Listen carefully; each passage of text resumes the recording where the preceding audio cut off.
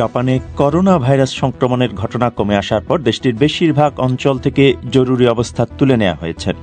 বাংলাদেশে করোনা ভাইরাসের উপসর্গ ছিল অথচ পরীক্ষা করা হয়নি এমন 900-র বেশি মানুষের মৃত্যু নিয়ে উদ্বেগ। অ্যামনেস্টি ইন্টারন্যাশনাল বলছে, করোনা ভাইরাসের মধ্যে বাংলাদেশে সরকার গুজব দমনের নামে ভিন্ন মত দমন করছে। আমরা 2 মাসে আমরা ট্র্যাক করেছি প্রায় 50টার মতো, তার মধ্যে আমরা 30টাকে বলছি যে এটা আসলে গুজব না, এটা সরকারের জবাবদিহিতা চাওয়ায় সংশ্লিষ্টদের হেনস্থা এবং গ্রেফতার করা হয়েছে। এসব নিয়েই আজকের প্রবাহ।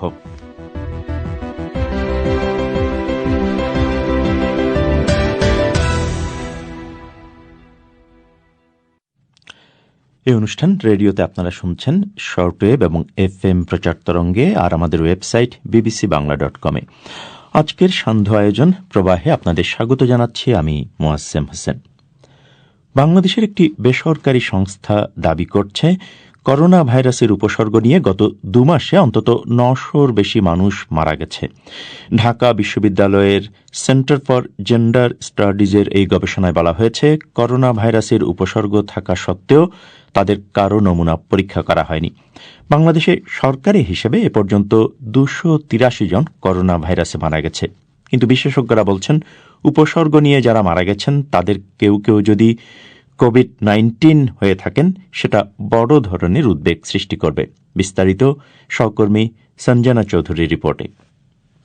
ঢাকার বাসিন্দা আরিফা সুলতানার স্বামী গত মাসের শেষের দিকে জ্বরে আক্রান্ত হন।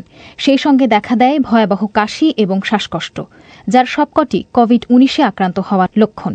টানা 13 দিন অসুস্থ হওয়ার পর গত 6 মে মিসেস সুলতানার স্বামী মারা যান। তিনি জানেন না তার স্বামী কোভিড-19 আক্রান্ত ছিলেন কিনা, কারণ অনেক চেষ্টা করেও তিনি স্বামীর স্বাস্থ্য পরীক্ষা করাতে পারেননি। ও রোজার 2 দিন আগে থেকে ওর 102-3 জ্বর ছিল। তো নর্মাল জ্বর ঠান্ডা হলে তো 1-2 দিনই ভালো হয়ে যায়। খুব কাশি হচ্ছে, ওকে গড়গড়া করার জন্য পানি দেই, ও বলে আমি গড়গড়া করতেই পারি না, আমার প্রচন্ড কাশি আসে। তো ওর টেস্টটা তো করাতে পারি নাই আমরা।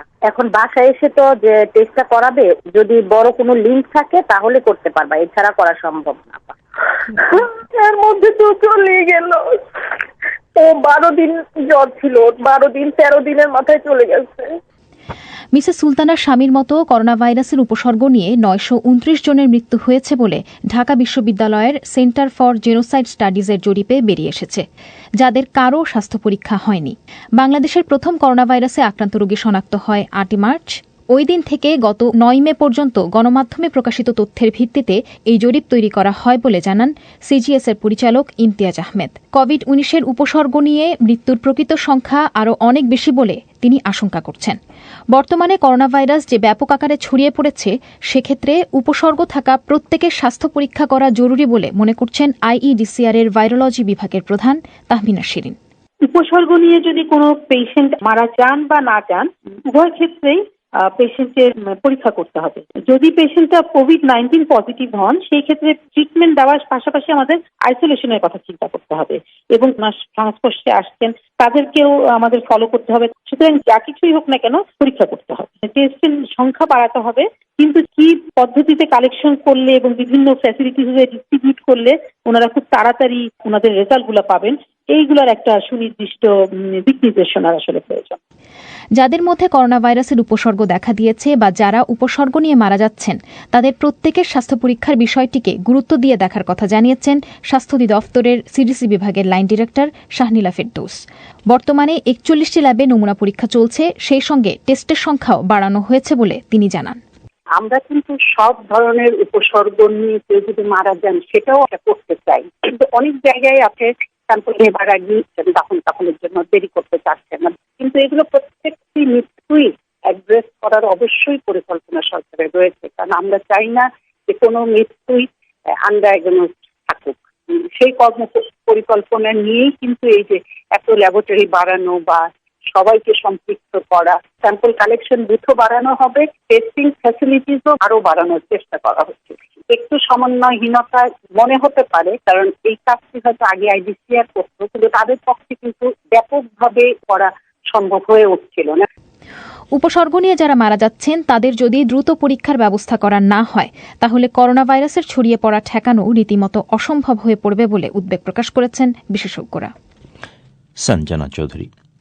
আন্তর্জাতিক মানবাধিকার সংস্থা অ্যামনেস্টি আজ প্রকাশ করা এক রিপোর্টে বলেছে, সরকার যেভাবে কোভিড-19 মহামারী মোকাবেলার চেষ্টা করছে তাতে এই ভাইরাসে আক্রান্ত ব্যক্তিদের মানবাধিকার রক্ষিত হচ্ছে না। করোনা পরিস্থিতির উপর অ্যামনেস্টি তাদের 17 পাতার একটি রিপোর্টে বলছে, সেখানে গুজব ঠেকানোর নামে ডিজিটাল নিরাপত্তা আইনে যেভাবে লোকজনকে গ্রেফতার করা হচ্ছে তা মানবাধিকারের গুরুতর লঙ্ঘন। সংস্থার দক্ষিণ এশিয়া বিষয়ক গবেষক সুলতান মোহাম্মদ জাকারিয়া আমাকে বলছিলেন তারা এসব ঘটনা যাচাই করে কি দেখতে পেয়েছেন।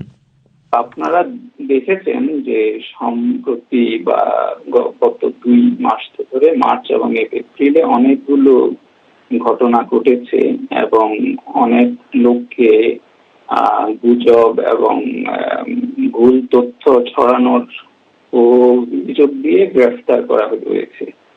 আমরা বিস্তারিত কিছু কেস আমরা খতিয়ে দেখেছি, এগুলো আসলে সরকারের জবাবদিহিতা এবং এই দুর্নীতি বিভিন্ন বিষয় নিয়ে মানুষজন ফেসবুক বা সোশ্যাল মিডিয়াতে পোস্ট করার জন্য ওদেরকে আমাদের যে বর্তমানে ডিজিটাল সিকিউরিটি অ্যাক্ট আছে ওটা বিভিন্ন ধারায় অ্যারেস্ট করছে। আমরা এটার একটু ভিতরে গিয়ে শুধু খতিয়ে দেখেছি যে এই যে অ্যারেস্ট গুলো হচ্ছে এটা আসলে কতটা গুজব, কতটা গভর্নমেন্টের অ্যাকাউন্টেবিলিটি দাবি করার জন্য হয়েছে। আপনারা এরকম ঘটনা কতটা দেখেছেন যেখানে আপনি বলছেন যে গুজব ঘটনার অভিযোগে ডিজিটাল সিকিউরিটি আইনে গ্রেফতার করা হয়েছে, এরকম ঘটনা আপনারা কত পেয়েছেন? আমরা 2 মাসে আমরা ট্র্যাক করেছি প্রায় 50টার মতো। তো তার মধ্যে আমরা 30টাকে বলছি যে এটা আসলে গুজব না, এটা সরকারের জবাবদিহিতা চাওয়ায় সংশ্লিষ্টদের হেনস্থা করা হয়েছে এবং গ্রেফতার করা হয়েছে। তো সরকার তো একটা যুক্তি দেখাতে পারে যে এরকম একটা বিরাট সংকট যেটাতে গোটা বিশ্ব হাবুডুবু খাচ্ছে, সে সময় যদি আসলেই গুজব ছড়ানো হয় এবং আসলেই মিথ্যে তথ্য ছড়ানো হয় সেটা এই মহামারী মোকাবেলায় সরকারের প্রচেষ্টাকে ক্ষুণ্ণ করতে পারে। আপনি একদমই সঠিক বলেছেন এবং আন্তর্জাতিক আইনেও, আন্তর্জাতিক মানবাধিকার আইনেও ওই ধরনের সীমিত রেস্ট্রিকশনের প্রভিশন গুলো আছে। কিন্তু আমরা যে জিনিসটা দেখেছি এবং আপনারা অনেকদিন ধরেই এগুলো নিয়ে আলোচনা করছেন যে ডিজিটাল সিকিউরিটি অ্যাক্টের অনেকগুলো ধারা খুব অস্পষ্ট। আপনি সাম্প্রতিক যে ঘটনাটা, আপনি যে আমাদের কার্টুনিস্ট কিশোর সহ বাকিদেরকে অ্যারেস্ট করলো, ওই ঘটনায় আপনি স্পষ্ট দেখবেন যে খুব ঠুনকো এবং এইটা আপনি যে কাউকে ফ্রেম করতে পারেন এই আইনে। ওর মধ্যে সাবস্ট্যান্স কতটুকু আছে এগুলো নিয়ে আমাদের গণমাধ্যমের বন্ধুরা আলাপ করছে এবং বিভিন্ন ধরনের যৌক্তিক প্রশ্ন তুলছে এবং আমরা মনে করি যে এই সমালোচনাগুলোর বেশিরভাগেরই মেরিট আছে। তো বলছিলেন মানবাধিকার সংস্থা অ্যামনেস্টির সুলতান মোহাম্মদ জাকারিয়া। বাংলাদেশের খ্যাতিমান শিক্ষক, লেখক এবং জাতীয় অধ্যাপক আনিসুজ্জামান আজ ঢাকার সম্মিলিত সামরিক হাসপাতালে মারা গেছেন। তিনি বেশ কিছুদিন ধরে হৃদরোগ এবং কিডনির জটিলতার কারণে হাসপাতালে চিকিৎসাধীন ছিলেন। মৃত্যুকালে তাঁর বয়স হয়েছিল 83 বছর। বাংলাদেশের রাষ্ট্রপতি আব্দুল হামিদ এবং প্রধানমন্ত্রী শেখ হাসিনা তাঁর মৃত্যুতে শোক প্রকাশ করেছেন। অধ্যাপক আনিসুজ্জামান শিক্ষকতাকে পেশা হিসেবে নিলেও গত 6 দশক ধরে বাংলাদেশের গুরুত্বপূর্ণ রাজনৈতিক, সাংস্কৃতিক এবং সামাজিক আন্দোলনের একজন অগ্রপথিক। বলছিলেন ঢাকা বিশ্ববিদ্যালয়ে তাঁর সহকর্মী এবং বন্ধু জাতীয় অধ্যাপক রফিকুল ইসলাম। আনিসুজ্জামান আমাদের বাংলাদেশ আন্দোলনের সূচনা পর্ব থেকে, বিশেষ করে সাহিত্যের এবং সাংস্কৃতিক ক্ষেত্রের যে আন্দোলন, বিভিন্ন রকম আন্দোলন, তার একজন অন্যতম পথিকৃৎ ছিলেন। যেমন ধরুন, যখন রবীন্দ্রনাথের জন্মশতবার্ষিকীতে বাধা দেওয়া হল 1961 সালে, তো যারা আন্দোলন করেছিলেন তিনি তাদের অন্যতম প্রধান ছিলেন। পরবর্তীকালে যখন রবীন্দ্রসঙ্গীত নিষিদ্ধ করা হলো, তখন যে আন্দোলন হয়েছিল তাতেও তিনি অন্যতম পথিকৃৎ ছিলেন। মুক্তিযুদ্ধে তিনি সরাসরি অংশগ্রহণ করেন এবং মুজিবনগর সরকারের একজন উপদেষ্টা ছিলেন তিনি। পরবর্তীকালে যখন আমাদের সংবিধান প্রণীত হয়, তার বাংলা অনুবাদের ক্ষেত্রেও তার যে অংশগ্রহণ সেটা অত্যন্ত গুরুত্বপূর্ণ ছিল। এটা তো গেল রাজনৈতিক দিকটা। আর এমনিতে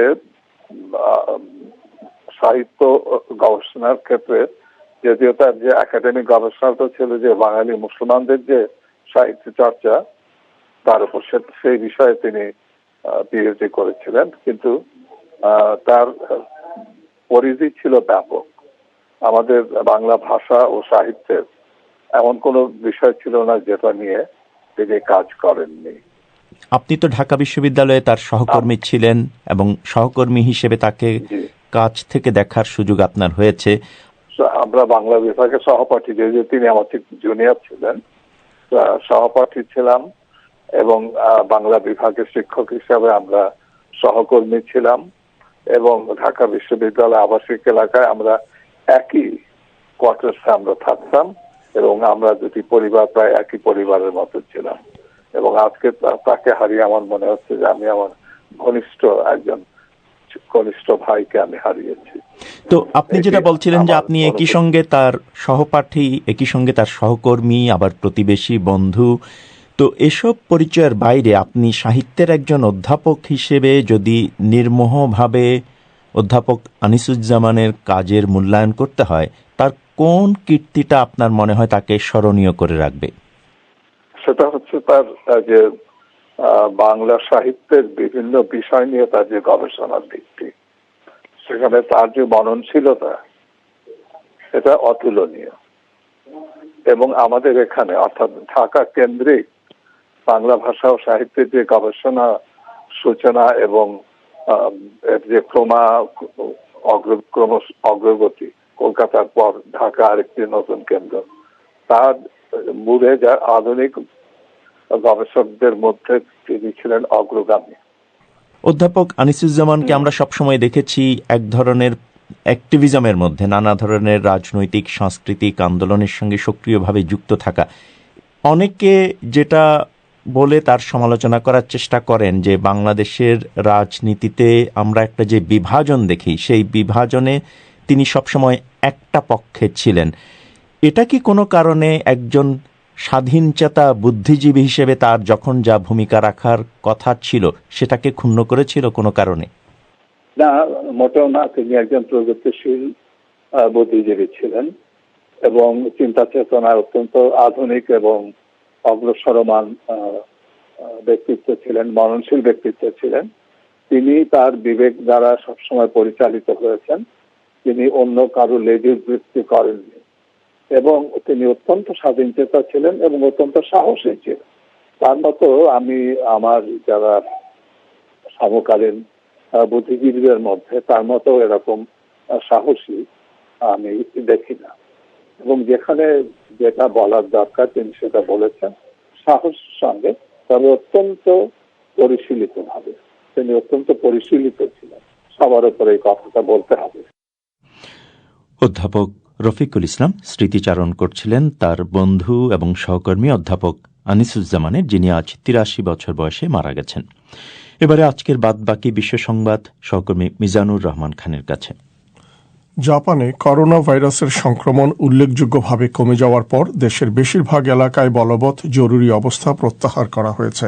প্রধানমন্ত্রী শিনজো আবে জনগণকে সতর্ক থাকতে, মাস্ক ব্যবহার করতে এবং সামাজিক দূরত্ব রক্ষার নতুন নিয়মকানুন মেনে চলতে বলেছেন। তিনি বলেছেন, রাজধানী টোকিও এবং কয়েকটি বড় শহরে চলতি মাসের শেষ নাগাদ জরুরি অবস্থা বহাল থাকবে। ইউরোপের নাগরিকদের অবাধ চলাফেরার উপর কথিত আইন ভঙ্গের অভিযোগে ইউরোপীয় কমিশন ব্রিটেনের বিরুদ্ধে আনুষ্ঠানিকভাবে অভিযোগ দায়ের করেছে। এক বিবৃতিতে কমিশন বলছে, অন্তর্বর্তীকালীন মেয়াদে কার্যকর এক যৌথ চুক্তি অনুযায়ী নাগরিকদের অধিকার ইউরোপীয় আইন অনুযায়ী হবে এবং ব্রিটেনের তা মেনে চলতে হবে। চলতি মাসের শেষে এই চুক্তির মেয়াদ শেষ হওয়ার কথা রয়েছে। আন্তর্জাতিক জ্বালানি পর্যবেক্ষণকারী সংস্থা আইইএ বলছে সম্প্রতি তেল উৎপাদন কমিয়ে আনতে যে চুক্তি হয়েছে তার বাইরে থাকা দেশগুলিতে তেলের উৎপাদন নাটকীয়ভাবে এবং দ্রুত গতিতে হ্রাস পেয়েছে। একটি রিপোর্টে আইএইএ দেখিয়েছে করোনা ভাইরাস মহামারীতে তেলের চাহিদা কমে যাওয়ার ঘটনা কিভাবে সব ধরনের তেল উৎপাদনকারী দেশের উপর প্রভাব ফেলেছে। বাংলাদেশের কক্সবাজারের কুতুপালং রোহিঙ্গা ক্যাম্পে 2 জন শরণার্থীকে করোনা ভাইরাসে আক্রান্ত হিসেবে শনাক্ত করা হয়েছে। এর ফলে প্রায় 10 লাখ রোহিঙ্গার আবাসস্থল শরণার্থী শিবিরগুলিতে এই প্রথম করোনা ভাইরাসে আক্রান্ত রোগী পাওয়া গেল। চীন করোনা ভাইরাস সংক্রান্ত বৈজ্ঞানিক গবেষণা চুরির চেষ্টা করছে বলে আমেরিকান নিরাপত্তা সংস্থাগুলোর অভিযোগ চীন নাকচ করে দিয়েছে। বেইজিংয়ে চীনা পররাষ্ট্র মন্ত্রণালয়ের মুখপাত্র এই অভিযোগ ন্যাক্কারজনক বলে বর্ণনা করেছেন। জাতিসংঘের মানবাধিকার কমিশনার বিশ্বের দেশগুলোর প্রতি আহ্বান জানিয়েছেন করোনা মহামারীর সময় বিভিন্ন দেশের কেয়ার হোমগুলোতে কি ঘটেছে সে বিষয়ে তারা যেন তদন্ত করে। এসব কেয়ার হোমে যে হাজার হাজার মানুষের মৃত্যু হয়েছে তা মানবাধিকারের লঙ্ঘন কিনা এমন এক প্রশ্নের উত্তরে কমিশনার মিশেল ব্যাশেলেট একথা বলেন। বাংলাদেশে করোনা ভাইরাস মহামারীর মধ্যে লকডাউনের কারণে ক্ষতিগ্রস্ত 50 লাখ দরিদ্র পরিবারকে ঈদ উপলক্ষে 2,500 টাকা করে নগদ সহায়তা দেয়া শুরু হয়েছে। প্রধানমন্ত্রী শেখ হাসিনা আজ এই কার্যক্রমের উদ্বোধন করেছেন। বাংলাদেশে এরই মধ্যে করোনা ভাইরাস মহামারীর কারণে ক্ষতিগ্রস্তদের মধ্যে যে খাদ্য সহায়তা দেয়া হচ্ছে সেখানে অনেক অনিয়ম দুর্নীতির অভিযোগ উঠেছিল। সেই অবস্থার কি কোনো পরিবর্তন হয়েছে? এ নিয়ে শুনুন কাদির কল্লোলের রিপোর্ট। যদিও সরকারের পক্ষ থেকে বলা হচ্ছে ইতিমধ্যে প্রায় 7 কোটি মানুষকে খাদ্য সহায়তা দেয়া হয়েছে, কিন্তু চলমান লকডাউনের 2 মাস পর এসেও দেশের বিভিন্ন জায়গা থেকে অনেক মানুষ সহায়তা না পাওয়ার অভিযোগ করছেন। উত্তরের বগুড়া জেলা শহরের বাসিন্দা মাসুদ রানা স্থানীয় একটি বেসরকারি প্রতিষ্ঠানে চাকরি করেন। সেটি এখন বন্ধ রয়েছে এবং 2 মাস ধরে বেতন না পেয়ে তিনি চরম সংকটে রয়েছেন। তিনি খাদ্য সহায়তা দেয়া এবং তালিকা তৈরির কথা শুনেছেন, কিন্তু তিনি কোনোভাবেই কোনো সহায়তা এখনো পাননি। আমার ফ্যামিলিতে আমি 4 জন আছে, মা, আমি, আমার ছোট ভাই, আমার দাদি। পরিবারটা আমাকে দেখতে হয়। যে পরিস্থিতির মধ্যে আছি আমরা খুব চিন্তার মধ্যে আছি। আমাদের যে পরিস্থিতি, খাওয়া দাওয়া, আর্থিক অবস্থা, আমরা কোনো জায়গা থেকে ত্রাণ পাচ্ছি না। করোনা মোকাবেলায় যে সরকারি তালিকা যেগুলো হচ্ছে এগুলো পাচ্ছি না।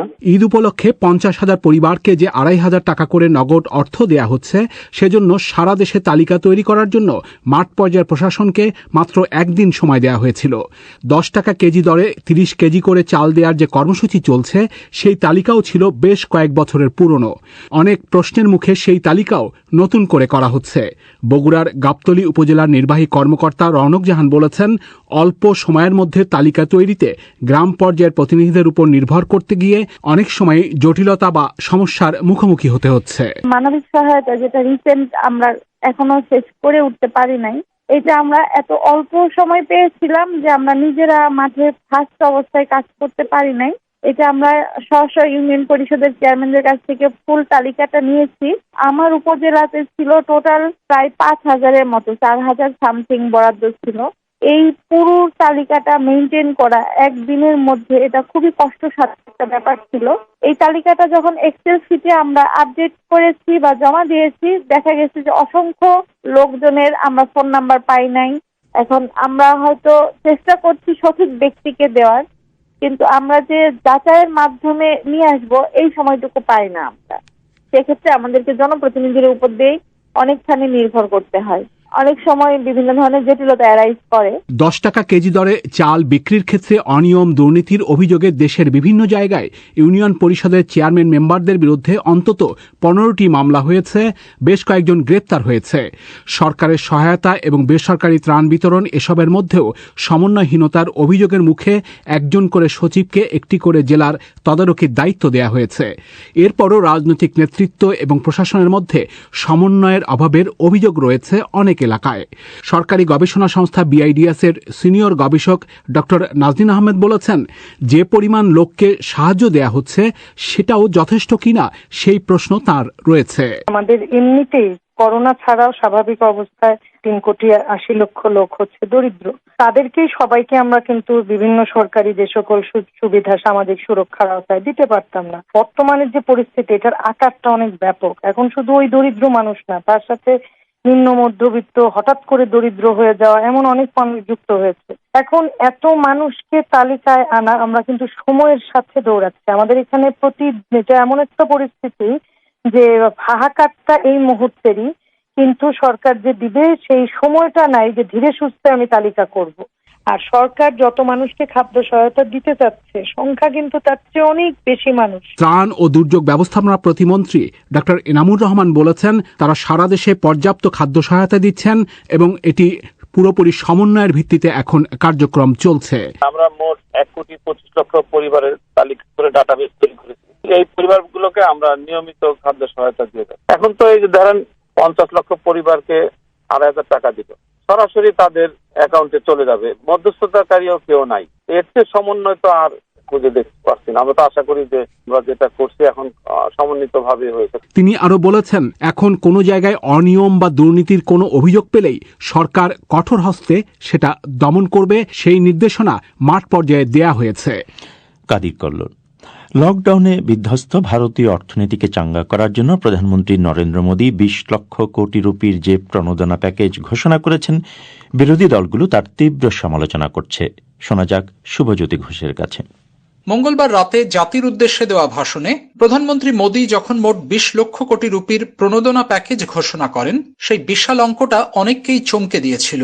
এই পরিমাণ ভারতের মোট জিডিপির 10% এবং করোনা ভাইরাসের হামলা থেকে অর্থনীতিকে রক্ষা করতে ভারত এতটা বাড়তি খরচ করবে সেটা বহু বিশেষজ্ঞরও ধারণার বাইরে ছিল। তবে প্রধানমন্ত্রী সেদিন প্যাকেজের কোনো বিস্তারিত প্রকাশ করেননি, যে প্রক্রিয়াটা পরদিন বিকেল থেকে শুরু করেছেন অর্থমন্ত্রী নির্মলা সীতারামন। তবে প্যাকেজের রূপরেখা সামনে আসতে না আসতেই তার তীব্র সমালোচনা করেছেন কংগ্রেস নেতা ও সাবেক অর্থমন্ত্রী P Chidambaram. There is nothing, absolutely nothing for the lakhs of poor, hungry and devastated migrant workers. এক অনলাইন সাংবাদিক বৈঠকে মিস্টার চিদম্বরম বলেন, দেশের লক্ষ লক্ষ গরিব, অভুক্ত ও ক্লান্ত অভিবাসী শ্রমিক, যারা অনেকেই আজও বাড়ির পথে হাঁটছেন, তাদের জন্য এখানে কিচ্ছু নেই। দেশের জনসংখ্যার নিচের অর্ধেক 13 কোটি দুস্থ পরিবারের হাতে ক্যাশ ট্রান্সফার বা নগদ সহায়তার জন্য একেবারে কিছুই করা হয়নি। এমএসএমই অর্থাৎ ক্ষুদ্র, ছোট, মাঝারি শিল্পগুলোর জন্য যে ব্যবস্থা নেওয়া হয়েছে, তারও সুবিধাটা বেশি পাবে বৃহৎ এমএসএমই গুলো, যার সংখ্যা 45 লাখের মতো। দেশের 6.25 কোটিরও বেশি এমএসএমইর বেশিরভাগই এর আওতার বাইরে রয়ে যাবে। I think the bulk of the 6.3 crore MSMEs were left high and dry. সাধারণত কোনো দেশ যখন এত বড় অঙ্কের আর্থিক ত্রাণ প্যাকেজ ঘোষণা করে, শেয়ার বাজারে তার ইতিবাচক প্রতিফলন লক্ষ্য করা যায়। কিন্তু ভারতে এদিন বাজার খোলার পরপরই বেঞ্চমার্ক বম্বে স্টক এক্সচেঞ্জের সূচক 600 পয়েন্টেরও বেশি পড়ে যায়। একটা পর্যায়ে পতন হয় 800 পয়েন্টের মতো। সবচেয়ে বেশি ধাক্কা খায় ব্যাংকিং আর তথ্য প্রযুক্তি খাতের শেয়ার। ভারতে আর্থিক বাজারের নামী বিশ্লেষক প্রশান্ত Nair. Market will basically watch out for what percentage of the stimulus which has been provided is, loans, guarantees and schemes, and how much of it actually is cash which is going out. তার কথায় এই ধরনের স্টিমুলাসের ক্ষেত্রে বাজার মূলত যেটা দেখে তা হলো প্যাকেজের ঠিক কতটা লোন, গ্যারান্টি বা স্কিমের আকারে আসছে আর শতকরা কত ভাগ নগদ সহায়তা করা হচ্ছে। যখনই দেখা গেল নগদ সহায়তার পরিমাণটা একেবারেই নগণ্য, শেয়ার বাজারে তার প্রতিফলন পড়েছে। আর দ্বিতীয় কারণটা সম্ভবত গ্লোবাল। এক তো বিশ্ব স্বাস্থ্য সংস্থা বলছে করোনা ভাইরাসকে বোধহয় কখনোই নির্মূল করা যাবে না, আর গত দুদিন ধরে মার্কিন শেয়ার বাজারেও আমরা কারেকশন হতে দেখছি। ইতিমধ্যেই সেখানে 3.5% মতো পতন হয়েছে। US markets have been correcting up, they're around about 3.5% or so. Narendra Modi সরকারের এই প্যাকেজ বিরোধী দলগুলোর কাছ থেকেও নজিরবিহীন আক্রমণের মুখে পড়েছে। সমাজবাদী পার্টির নেতা অখিলেশ যাদব সরাসরি এই স্টিমুলাসকে জুমলা বা ধোঁকাবাজি বলে বর্ণনা করেছেন। তবে আক্রমণের ধারে সবাইকে ছাপিয়ে গেছেন পশ্চিমবঙ্গের মুখ্যমন্ত্রী ও তৃণমূল কংগ্রেসের নেত্রী মমতা ব্যানার্জি। তাহলে কি হলো? Money transfer nothing, special package কোভিডকে মোকাবিলা করবার জন্য nothing, public spending nothing, additional grant যেটা কোভিডের জন্য দেওয়ার কথা ছিল সেটাও নাথিং, এমএসএমই ডিস্ট্রেস ফেস করছে nothing, and I will tell you এটা বিগ জিরো, কিচ্ছু নেই। কৃষি লোনকে ছাড় দিতে পারতেন, কিছুই নেই। সুতরাং জিডিপি ওটা 2 নয়, এই 20 লক্ষ কোটি টাকায় 0.00000। কেন্দ্রীয় সরকার অবশ্য রীতিমতো জোর দিয়ে বলছে, প্রণোদনা প্যাকেজের সব দিক স্পষ্ট হলেই বোঝা যাবে দেশের গরিব মানুষ কিংবা ছোট মাঝারি শিল্প উভয়ই এই সহায়তা থেকে উপকৃত হবে। আজ ও আগামী আরও 2-1 দিন একটানা সাংবাদিক বৈঠক করে সেটা বোঝানোর কঠিন দায়িত্বই এখন অর্থমন্ত্রী নির্মলা সীতারামনের কাঁধে। শুভজ্যোতি ঘোষ। এবারে আফরোজা নীলার কাছে সোশ্যাল মিডিয়ার বিস্তারিত। ধন্যবাদ মোয়াজ্জেম। সামাজিক মাধ্যমে বিশেষ করে ফেসবুকে করোনা ভাইরাস সম্পর্কিত খবরগুলোই ট্রেন্ড করছে সবচেয়ে বেশি। সেগুলো নিয়েই হাজির হয়েছি আমি আফরোজা নীলা। সঙ্গে আছেন আমি ফয়সাল দিতুমির। নীলা, একটি খবর নিয়ে ফেসবুকে গতকাল রাত থেকে আজকেও আলোচনা চলছে। সেটি হলো চট্টগ্রামে চালু হওয়া 1 মিনিটের বাজার নিয়ে একটি খবর। গণমাধ্যমগুলো বলছে সেখানেই সেনাবাহিনী নিয়ন্ত্রিত 1 মিনিটের বাজার চালু হয়েছে। 1000-এর বেশি মানুষ বিনামূল্যে চাল সহ নিজেদের প্রয়োজনীয় পণ্য বাজার থেকে তুলে নিচ্ছেন। চলতি মাসের মধ্যে অন্তত 20,000 অসহায় মানুষ এই সুবিধার আওতায় আসবে বলে খবরে জানা যাচ্ছে। আর করোনা সংক্রমণের ঝুঁকি এড়ানোর পাশাপাশি গ্রামীণ অর্থনীতিকে সচল রাখতেই এই উদ্যোগ নেওয়া হয়েছে বলে খবরে জানা যাচ্ছে। এই উদ্যোগকে স্বাগত জানাচ্ছেন অনেকে। সুলতানা নাহিদা মুর্তজা লিখেছেন, ধন্যবাদ সেনাবাহিনীকে। অন্যদিকে আদনান চৌধুরী লিখেছেন, ইচ্ছা থাকলে যে কোনো জিনিস সুন্দরভাবে করা যায়। এই বাজার ব্যবস্থাপনা তার উদাহরণ। সারা দেশের জন্য এটি একটি মডেল হতে পারে। অন্যদিকে নীলা, ওবায়দুল কাদেরের একটি স্ট্যাটাস নিয়েও কিন্তু ফেসবুকে অনেক আলোচনা সমালোচনা চলছে। তিনি তার ভেরিফাইড ফেসবুক পেজে লিখেছেন, প্রকৃতির কবি জীবনানন্দ দাশের এই কবিতাটি প্রায় 75 বছর আগে রচিত। অনেক আগেই পড়েছিলাম, ভালো লেগেছিল। এই মুহূর্তেও প্রাসঙ্গিক এবং বাস্তব মনে হচ্ছে। বারবার পড়ছি, খুব ভালো লাগছে। যারা স্বাস্থ্যবিধি মেনে গৃহে অবস্থান করছেন, আশা করি তাদের ভালো লাগবে। কানাডা প্রবাসী আমার এক শুভাকাঙ্ক্ষী নিউ ইয়র্ক বিশ্ববিদ্যালয়ে কর্মরত প্রফেসর মিনহাস কয়েকদিন আগে কবিতাংশটি হোয়াটসঅ্যাপে শেয়ার করেছিলেন। সেটি ফেসবুক বন্ধুদের জন্য আমি শেয়ার করলাম। এরপর তিনি কবিতাটির কয়েকটি চরণ লিখেছেন। আমাদের দেখা হোক জিতে ফিরে এসে, আমাদের দেখা হোক জীবাণু ঘুমালে, আমাদের দেখা হোক সবুজ সকালে, আমাদের দেখা হোক সুস্থ শহরে। নীলা, বিকেল 5টার দিকে তার ওই পেজে গিয়ে পরে অবশ্যই পোস্টটি আর পাওয়া যায়নি। আসলে তিতুমের মাসখানেক ধরে দুই বাংলার সামাজিক যোগাযোগ মাধ্যমে ঘুরে ফিরে আসছে মহামারীর দিনের ভাবনা নিয়ে এক কবিতার কয়েকটি ছত্র। কিন্তু সেই কবিতার রচয়িতাকে তাই নিয়ে বিভ্রান্তি চলছে। কেউ বলছেন ওই কবিতা লিখে গেছেন জীবনানন্দ দাশ, কেউ আবার বলছেন কবি শঙ্খ ঘোষ ওই কবিতা লিখেছেন 3 দশক আগে। তবে শঙ্খ ঘোষের মেয়ে শ্রাবন্তী ভৌমিক গত 29শে মার্চ ফেসবুকে এক পোস্টে সাফ জানিয়ে দেন যে ওই কবিতা তার বাবার লেখা নয়, হতে পারে না। অন্যদিকে এ নিয়ে ফেসবুকে তামান্না সারোয়ার দাবি করেছেন যে কবিতাটি লিখেছেন পার্থ মুখার্জি নামে এক কবি। তিনি ফেসবুকে জানান, কবিতাটি পার্থ মুখার্জি 26শে মার্চ রচনা করেছেন করোনা পরিস্থিতিতে। তিনি পশ্চিমবঙ্গের কবি। আর মহামারীর কবিতা নিয়ে যে তর্ক বিতর্ক শেষ হচ্ছে না, তা আজ আবারও ফেসবুকে প্রমাণ মিলল। এদিকে নীলা, আড়ংয়ের আউটলেটে কেনাকাটা করতে মানুষের ভিড়, এরকম একটি কোলাজ করা ছবি কিন্তু সামাজিক মাধ্যমে অনেককেই শেয়ার দিতে দেখা যাচ্ছে। যদিও এই ছবিটি কোন আউটলেটের সে ব্যাপারে এখনও নিশ্চিত হওয়া যায়নি। কয়েকদিন আগে আড়ং খোলার ঘোষণা দিয়ে প্রতিষ্ঠানটির কর্তৃপক্ষ জানিয়েছিল যে ঈদকে সামনে রেখে ভিন্ন আঙ্গিকে আড়ংয়ের কয়েকটি আউটলেট খুলছে। যে কেউ যখন তখন ইচ্ছে করলেই এই আউটলেটগুলোতে কেনাকাটার জন্য ঢুকতে পারবেন না, অনলাইনে নিবন্ধন করে তবেই ঢুকতে হবে। এই ছবিটি শেয়ার করে অনেকে তাই বিস্ময় প্রকাশ করেছেন যে আসলেই এমন হচ্ছে কিনা। সাথী দাস্তিদার নামে একজন লিখেছেন, আমি ফোন করেছিলাম ওদের একজন এক্সিকিউটিভ সেলস অফিসারকে, উনি অস্বীকার করলেন। মোহাম্মদ ইমরান মালিক বলছেন, সামাজিক দূরত্ব বজায় রেখে কেনাকাটা করলে করোনা হবে না। আর এখন তো মনে হয় জাতীয় স্লোগানে পরিণত হয়েছে একটা কথা, তা হলো সীমিত পরিসরে সামাজিক দূরত্ব বজায় রেখে। আল্লাহ সবাইকে হেফাজতে রাখুন। এর পাশাপাশি বিভিন্ন মার্কেটে কেনাকাটার জন্য যে মানুষের ভিড়, সেসব ছবি আর ভিডিও কিন্তু ফেসবুকে দেখা যাচ্ছে। অনেকে সেগুলো শেয়ার দিয়ে হতাশার কথা বলছেন, আশঙ্কার কথা জানাচ্ছেন। তো এই ছিল মোটামুটি আজকের মতো সামাজিক যোগাযোগ মাধ্যমের আপডেট। ধন্যবাদ সবাইকে সঙ্গে থাকার জন্য। আর এরই সঙ্গে শেষ করছে আজকের প্রবাহ। আমাদের পরবর্তী অনুষ্ঠান পরিক্রমা আজ রাতেই বাংলাদেশ সময় 10:30 আর ভারতে রাত 10টায় শুনবেন আশা করি। সে পর্যন্ত এখানেই বিদায় নিচ্ছে আমি মোয়াজ্জেম হোসেন।